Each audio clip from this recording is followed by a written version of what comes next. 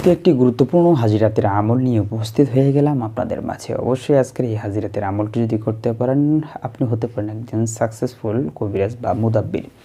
ইন্নাল হামদুলিল্লাহ ওয়া সালাতু ওয়া সালামু আলা রাসূলিল্লাহ। কাছে এবং দূরে, দেশে এবং দেশের বাইরে যারা যেখান থেকেই জালালিয়াম টিভিতে যুক্ত হবেন সকলকে জানাচ্ছি অনেক অনেক প্রীতি ও শুভেচ্ছা। প্রিয় দর্শক শ্রোতা, ইতিমধ্যেই আপনি যদি একজন নতুন সদস্য হয়ে থাকেন আমাদের জালালিয়াম টিভিতে, অবশ্যই চ্যানেলটিকে সাবস্ক্রাইব করবেন। নিত্য নতুন ভিডিও সকলের আগে পেতে অবশ্যই বেল আইকনে চাপ দিয়ে রাখবেন, কারণ প্রতিদিন এই ধরনের একটি করে ভিডিও নিয়ে উপস্থিত হয়ে থাকি আপনাদের মাঝে। তো প্রিয় দর্শক শ্রোতা, কথা না বাড়িয়ে আমরা মূল ভিডিওতে চলে যাব। ভিডিওটি শুরু থেকে শেষ পর্যন্ত দেখবেন, কোনো একটা অংশ বাদ গেলে কিন্তু আপনার বুঝতে সমস্যা হবে। তো কথা না বাড়িয়ে চলেন আমরা সেই মূল ভিডিওতে চলে যাই।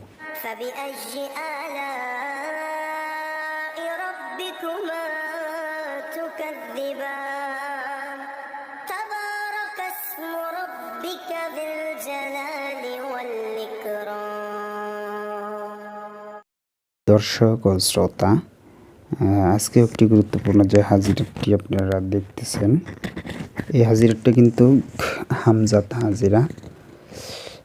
হামজাত সরাসরি হাজির হবে, কথা বলবে এবং কিভাবে কি করবে বিস্তারিত কিন্তু এই আমলের মাধ্যমে আপনারা হামজাতের মাধ্যমে যে কোনো কাজ করিয়ে নিতে পারেন। আমি আপনাদেরকে নিয়মটা বলে দিচ্ছি। 13 নম্বর একটি হাজিরাতের আমল।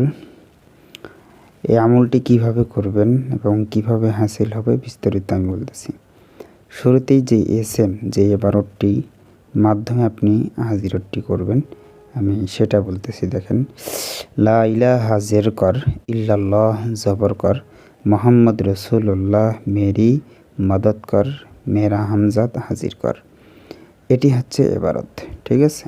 এখন এই দোয়াটি দিয়ে কেমনি আপনি হাজিরাত করবেন সেটি বলে দেওয়া যাক। তরিকা, নিয়ম, জালালি ও জামালি পরহেজকে সাথ।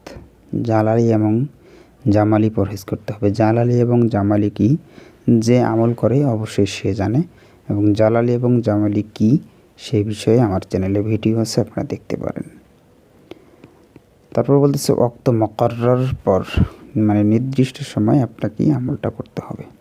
একটা সময় 12টার সময় যদি করেন 12টার সময়, যদি রাত 1টার সময় করেন 1টার সময়, ঠিক আছে। 2টার সময় করলে 2টার সময়, নির্দিষ্ট একটা সময়েই আপনাকে করতে হবে এবং যে জায়গায় করবেন এই একই জায়গায় কিন্তু আমলটা করতে হবে। ঘরের যে জায়গায় বসে আপনি আমলটা করেন ঠিক এই জায়গাটাতেই বসে আপনাকে আমল করতে হবে।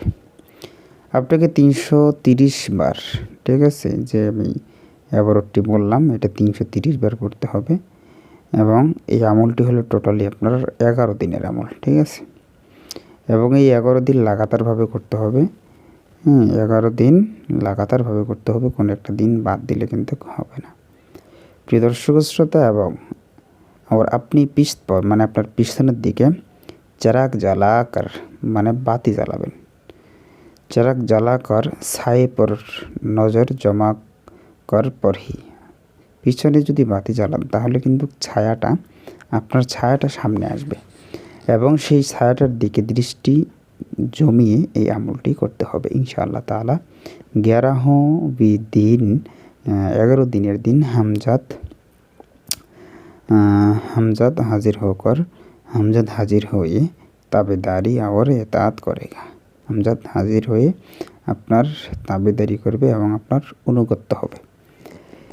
একটি বিশেষ দ্রষ্টব্য নোট কথা, সেটা হচ্ছে এবারতে আমল রোজানা 30 মর্তবা পড়ি।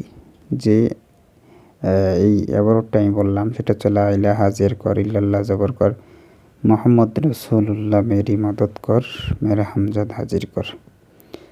এটা প্রতিদিন 300 বার করে পড়তে হবে এবং যে বাতি জ্বালানোর কথা হয়েছে এটি হচ্ছে মাটির একটি নতুন চেরাগ জ্বালাতে হবে এবং সেই বাতির মধ্যে সরিষার তেল দিতে হবে। এই হচ্ছে টোটালি নিয়ম।